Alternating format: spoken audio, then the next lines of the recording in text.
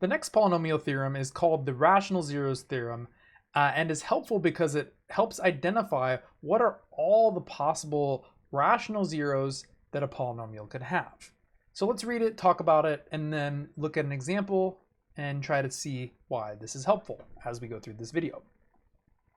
So it says if a polynomial has integer coefficients, then every rational zero is of the form p over q, where p is a factor of the constant coefficient and q is a factor of the leading coefficient.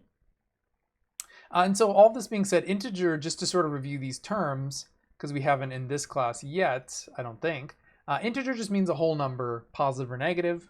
As such, typically, well, polynomials don't have to have integer coefficients, but usually our most basic forms do. And any polynomial which does not have integer coefficients could be expressed using just integer coefficients if we were to extract a multiplier from the front. I don't want to get on that right now, but basically, in the case when a polynomial has integer coefficients like the ones we often deal with, it says then every rational zero is of the form p over q. And just to review, rational just means a number which is either whole or fraction or decimal, assuming it is a terminating non-repeating, terminating or repeating decimal. So this is excluding the value irrational zeros, just because irrational numbers such as pi or the square root of 3 are too weird. And basically, to sort of summarize, we're trying to find all the non-weird zeros, the ones which are simple and have a fractional way of expressing them. And what it says is that every rational zero will be in this particular form, p over q, where they're related to the factors of the constant coefficient and the leading coefficient. So let's go ahead and jump into this and analyze a particular example. It says find the rational zeros of p of x, which is equal to x cubed minus 3x plus 2. And notice it says find them, but what we can start with is finding all the possibilities. Once we know all the possibilities, we're giving ourselves a finite set of lists, a finite list of values, which we can then figure out which ones actually work within the polynomial. So starting with it, let's basically we have our leading coefficient and our constant coefficient. So in this case, the constant coefficient is always just the number at the end, which is 2. And the leading coefficient is just the number at the beginning, which is 1. And in order to properly list all of them, we need to figure out, well, what are all the factors of the constant coefficient? Well, 2 only has 2 factors, 1 and 2. And 1 only has one factor, 1. So in this case, the numbers which make up the sets p and q are fairly self-explanatory. Q can only be 1. Basically, what all that means is the denominator could be 1, and p could only be 1 or 2, which is the numerator. And technically, these could either be positive or negative. And so I'm just going to write plus or minus in here. And usually when we're talking about the factorability of numbers, we don't tend to think about negatives as being factors, because usually we're just dealing, when you're talking about divisibility in number theory, you're usually only working with positive integers, not negatives. But in the case of polynomials, negatives are a distinct possibility, which is why you don't want to forget those as, in the case. But basically, it's saying that every rational zero is of the form p over q. So every option for p divided by every option for q. So it could either be plus or minus 1 over 1, or it could be plus or minus 2 over 1. Because I would take every one of these numbers and divide it by every one of these numbers, and that would give me the full extent of the list of what those zeros would take on. And of course, that just makes, well, since it's over 1, it's just either plus or minus 1 or plus or minus 2. So in conclusion, this list would be the complete list of all possible rational zeros by this theorem. And basically, it gives me a conclusive list of what could be the zeros of this polynomial. Again, these are only the rational possibilities, so it could have other weirder zeros to it. But basically, it gives us a starting point. And if we want to know which one of these work, we could just test them at random.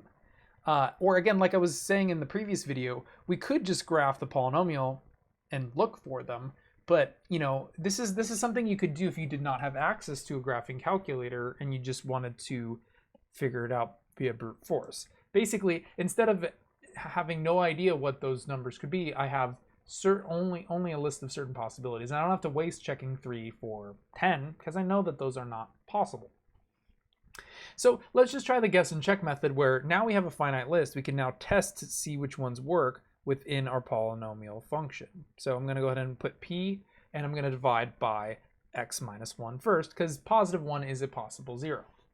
So we can see if it works. And again, and to know, I would just be determining, well, am I going to get a 0 remainder or not?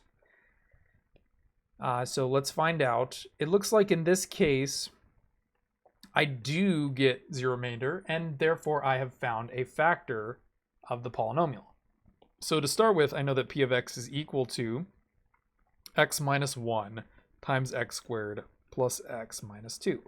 And again, anytime you're getting down to a quadratic, you can now revert back to other methods of figuring out the zeros for the quadratic if you want to, like traditional algebra. Like in this case, this one's not all that hard to factor, right? That would just be x minus 1, and the x squared plus x minus 2 would just be x plus 2 times x minus 1. And so, or, alternatively, I could write this as x minus 1 squared times x plus 2. And that would be the complete factorization of our p function. Or again, I could just keep checking, like, and also notice that negative 2 is another 0. Sorry, you can't quite see that because my fat head is in the way. Negative 2 is another 0 that I can tell from factoring it, the traditional method. And that is also on the list. And it has to be because this is a complete list of everything that could be in that polynomial. And notice that at the end, what I get is, I would say that c is a 0 of multiplicity 2. And then negative 2 is a 0 of multiplicity 1. And remember, I defined multiplicity in class. But it's just basically, if you do have, sometimes zeros can be repeated. And there's, certain graphical traits of that multiplicity and so on. But basically, I can do all this math without a calculator if I needed to. The rational zeros theorem is helpful. So the last thing I wanted to discuss in this video is, well, why? Why does this theorem make any sense? And how would you ever remember all this, right? Because it's very random if you haven't seen it before. And this theorem is a little bit hard to memorize or, really understand. So that's, what I wanted to dive into. But really, it comes from the specific look of the polynomial that we have. And really, if you're wondering, why did we analyze specifically the leading coefficient and the constant coefficient? It's because once I do factor that polynomial, the thing about it is there's a property for what the factors look like. And if let me go ahead and write this out again. The factorized form of this in a fully expanded form. That property is that if I multiply all of the leading terms within each factor together, that always must make the leading term of the polynomial.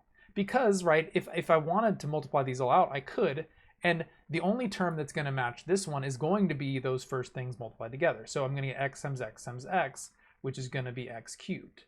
And basically, q is that leading coefficient, and all the factors of that, well, there were no factors of that. So what that's kind of implying is that each one of these values has to be 1 at the front.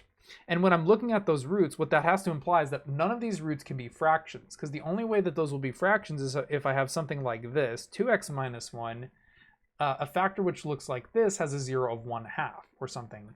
But basically, if there is a leading coefficient on the original polynomial, that will introduce the possibility of fractions. And because this leading coefficient is 1, there are no factors, meaning that the possible denominator could only be 1. Hence, there can't be fractions involved in here. And this is something you can remember. When the leading coefficient is 1, you cannot have fractional zeros. It's impossible.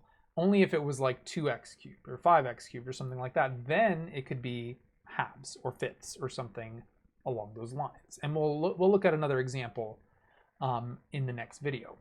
And now what about the other part? Why does the constant coefficient determine it as well? But it's for a very, very, basically the same reason, in that when I multiply out all of the constant terms in those binomials together, that has to make the constant term here, because those are the only terms that won't be involving x at all. And notice if you do -1 times -1 times 2, that would end up giving me 2. And the reason why is, notice all those zeros, 1, 1, -2, those all involve the factors of the constant term for the same reason. And that's why when we're looking at the numerator possibilities, it can only be plus or minus 2 because those numbers make up -2. So to sort of summarize the rational zeros theorem, this number always affects our roots because it can only be factors of. That's the only way to come to all multiply back together and make 2 would be either 1 or 2. And then if there is a leading coefficient, that kind of complicates the process because we could also have fractions involved as well.